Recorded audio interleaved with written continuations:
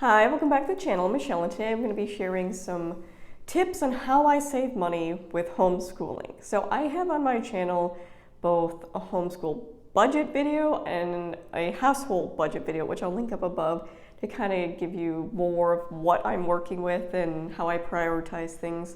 But I think with a lot of curriculum pick videos coming out, this would be a very timely video to make to kind of share how I personally, because we do live within a budget, and you would see that if you watch those videos that we can't buy everything we want, we have to prioritize. And I think talking about the ways that, or tips I've used to budget that help with deciding what to use, what not to use. So this video is just going to be things that I do or use that help me stay within my homeschool budget. So I think there's a lot of great tips out there already, like, shop sales. I have on my phone a little list of some of the favorite curriculum companies I use, like Torchlight, Curiosity Chronicles. I have it listed when they tend to have sales. You can also check their Facebook. You just go in their little search feature, type in sale.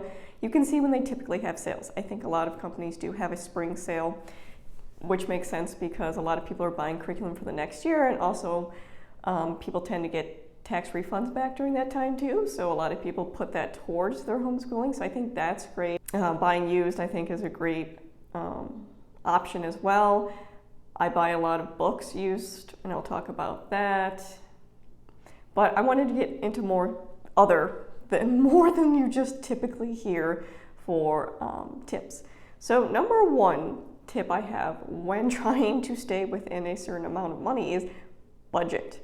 So my entire adult life had budgeting. That's just part of our lives. I talk about this in a Q&A with my husband that, we didn't come from families that had a lot of money, so scarce resources is something we were used to, and we've always had to budget our money to make sure we could meet not only our needs, but our bills and save away money for different things. So I think having a budget is really crucial, even if it's just a homeschool budget. And I think it also helps you track your spending. It's very easy to overspend when it comes to homeschooling, especially when you have the justification that it's your child's education.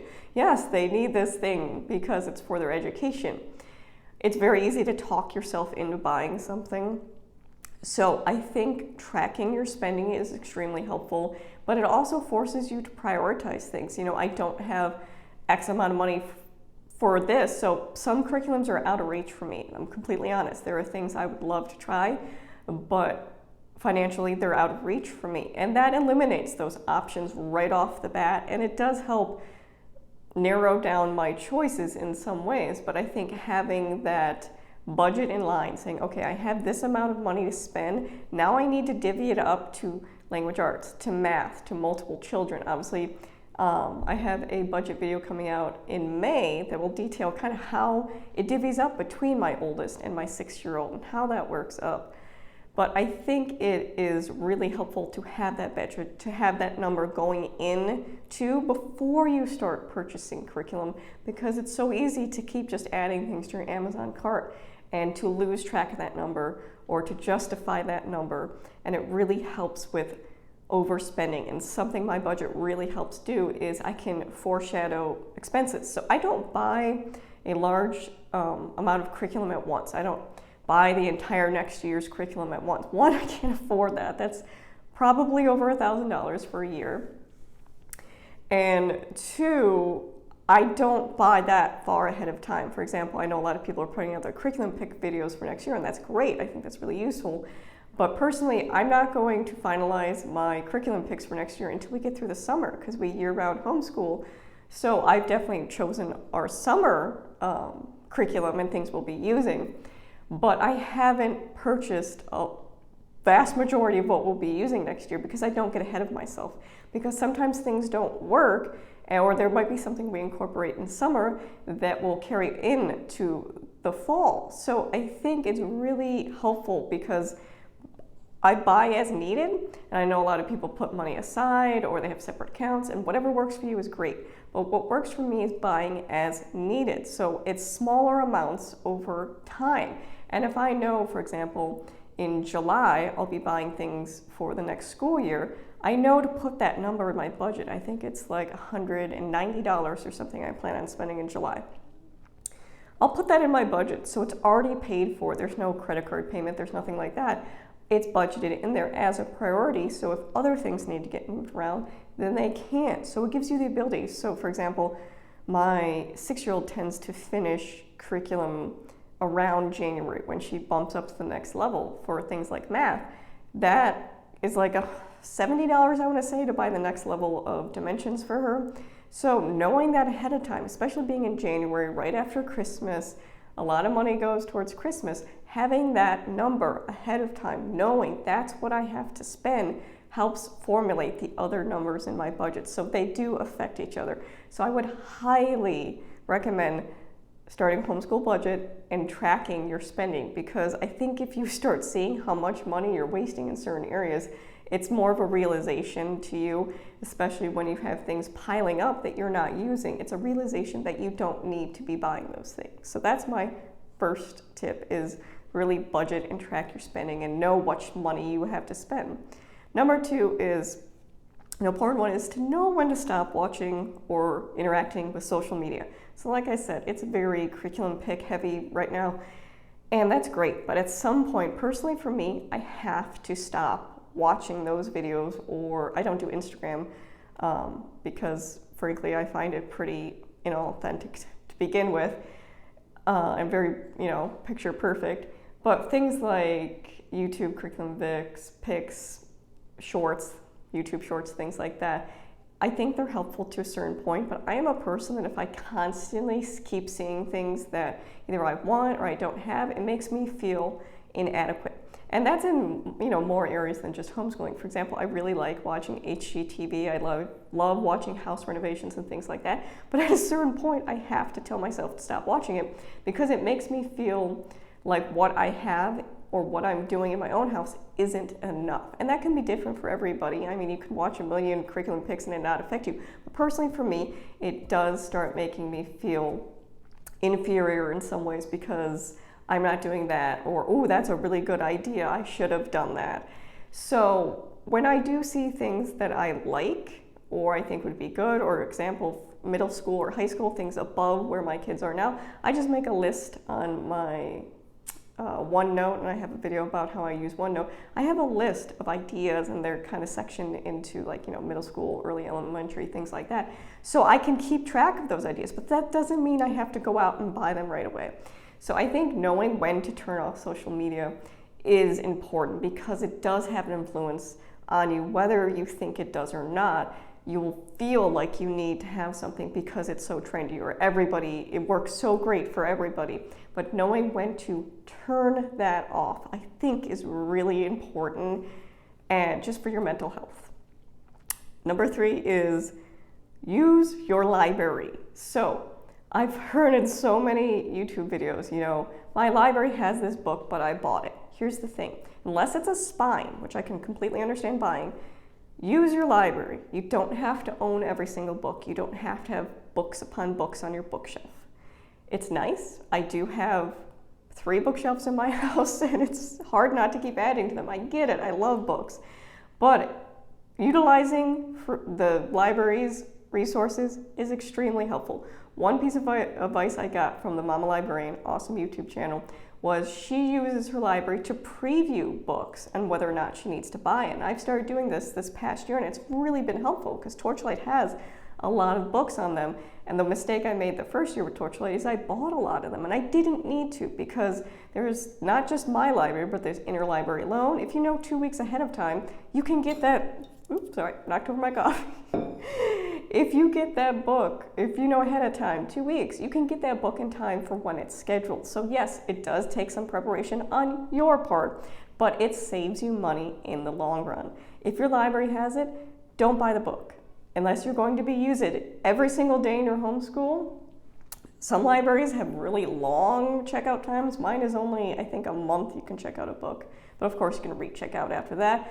Same things like online apps like Hoopla, go through libraries, Libby. These are ebooks, audiobooks. These are all free things you can be using.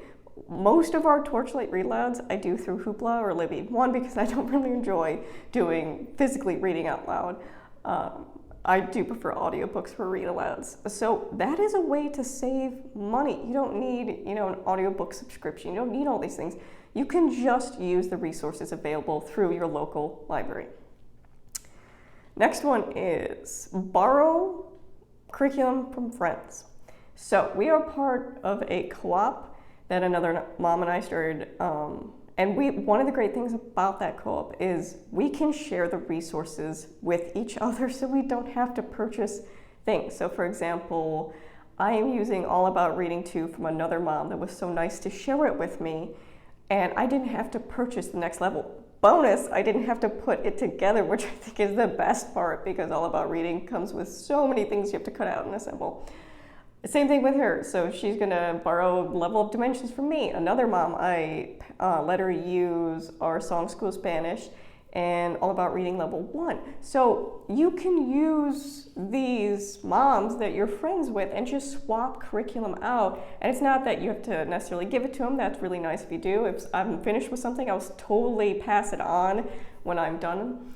But it's a way to save money by swapping curriculum and letting other people use it, especially when it's in good quality. So that is one way I have saved money is, asking my friends what resources they are using and what they have available. Next one is research your curriculum before you buy it. I do not mean just watching YouTube videos. YouTube videos are helpful, I think, to a point. You don't want to go all the way down that rabbit hole. They are helpful. But I think looking into the company, looking into the samples yourself. A lot of companies will, of course, have samples. They'll have free trials. For example, the biggest homeschool curriculum purchase we've ever made was IEW. I think it was $170, and that to me is a lot of money. And I was not willing to shell that out unless I knew it was going to be a fit. So they luckily have a 3-week free trial where you can try all of it, fix it, grammar, all that, and see how it worked. And I did that with my oldest to see if it would fit before purchasing. And it worked. It worked perfectly. So I felt comfortable spending that $170. So a lot of programs will have that. So don't just solely rely on YouTube video reviews. I think they're helpful, but you need to do that kind of work yourself too and see and be very realistic about what you're capable of, because what can work for one family may not work for the next, and I think we all know that. So being real with yourself and your own capabilities and your own time, I think, is really helpful. But make sure you're researching it before you're buying it, not just, I saw that, I want to purchase it, right, put in the Amazon cart. No, think about the purchase before you do it. Next one is, and I talked about this in, I believe, in my homeschooling accountability video, about how you don't need, why homeschooling doesn't have to be fun. One of those videos. I mean, they kind of overlap in topics, but you don't have to give up on curriculum so easily. I think there's a lot of curriculum swapping or bouncing from thing to thing because something didn't work out. Your child wasn't happy, you didn't think they progressed quick or well enough, and I think there is a point when you have to step away from a curriculum. I do. I think there's a point where it doesn't work, but I think a lot of us are way too easy to get off that wagon before we really give it a solid try. I think there's a lot of reasons you could be getting things like pushback or resistance from a child that have absolutely nothing to do with curriculum. So I think giving the curriculum a solid chance is really important, because someone made a comment in a recent video, and I think they made a really awesome point that when you're constantly switching to another curriculum, that is when those gaps are happening in your child's education. And I totally agree with this 100%. My daughter was in public school. My oldest went K through 2nd. Every single year, kindergarten 1st and 2nd, they switched their math curriculum in the public school. And she has significant gaps from that issue because there's different ways it's taught. It's different foundational things that are covered at different times. So when you're constantly switching curriculums because it didn't work out for whatever reason, you're going to create those gaps. And switching curriculum constantly costs you money. So there's very few curriculums I've walked away from. One of them is the Good and Beautiful. That I just had to walk away from. And that was a loss of money, yes.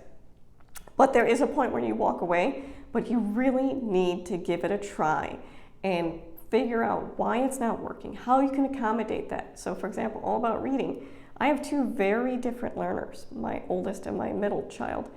It has worked both for them. I've had to make different adaptations for my youngest daughter opposed to my oldest daughter, but being able to work with them with that. I mean, that's the point of being the educator, being able to take the material and make it accessible to the student. So really don't give up so easily on curriculum. So you well research that curriculum, you pick it, you put it to use, and you give it a really good try. And that, of course, means being prepared as the educator on your part as well. Next one is limit extracurriculars. So I think as homeschoolers, we have the tendency to want to put our kids in all these different things because, socialization and all these different things, or we do have extra time because we get through school a lot quicker than maybe our private or public school peers, but that doesn't mean you need to put them in a million different activities. First of all, I can't afford to do that. So what we do personally in our house is I limit each of my children, with the exception of my 3-year-old. He hasn't really shown interest in much yet. I limit their outside activities to one thing per season or per year if it changes. So for example, my 6-year-old changes. She did swim, she did gymnastics. She switches from thing to thing based on season usually. But my oldest has done horseback riding for about 1.5 years. And that's her thing, because those things can get costly. Because it's not just, for example, when my oldest did dance, it wasn't just dance lessons, it was costumes and recital things and all these little side things that add up. Not to mention, I'm not going to be a taxi. I'm not going to spend my time going from place to place to place. One activity is plenty for the kids. I mean, you do you in your homeschool, but for me, I'm not going to be a taxi and I'm not going to shell out tons of money for all these different activities. Choosing one thing you're into is completely fine. Next is, of course, buy used. I think this is a great tip and a popular one too. So for me, I do a lot of our readers, even our vocabulary workshop, I've done through thrift books. You get it used, it's a lot cheaper, like the books are $3 or $4. All my first grade readers I got, the trophies and the Harcourt books, Harcourt art, they're like $3 or $4. And that really does lead to money savings and is helpful. eBay, I have found great packages on eBay. I've never really done Facebook Marketplace because, again, I don't live in a very heavily homeschool area, so I don't think that's really as popular around here.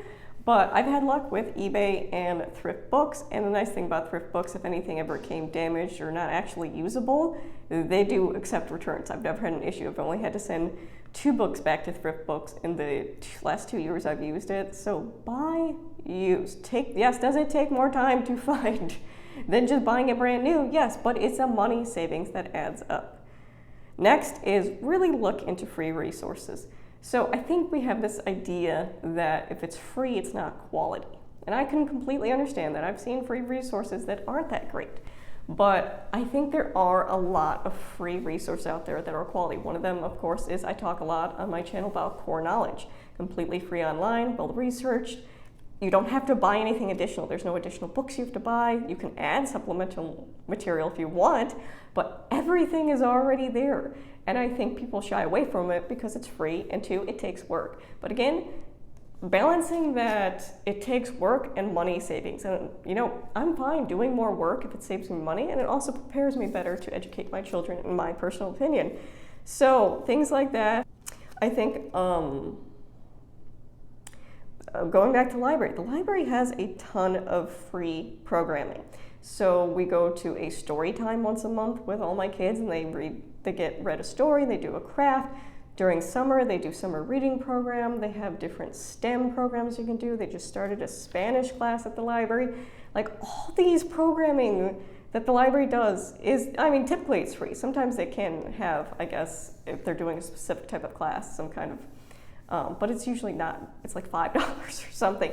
But really look into your local libraries, not just the one nearest to you, in the 20, 30-minute drive range. These are great free resources that you can be using. I very much value our library, and I tell them that because I'm there at least once, sometimes twice a week, either through programming or getting books. But the library is an awesome resource that you really need to be using, not just for books and audiobooks, but for programming as well, and get to know your children's librarian. Talk to them. I know my children's library is very open to suggestions or ideas or what kind of program I would like to see. So for example, we talked about adding a robotic STEM Lego class based on interest. I'm like, have those conversations. Get to know your library staff. It's extremely helpful.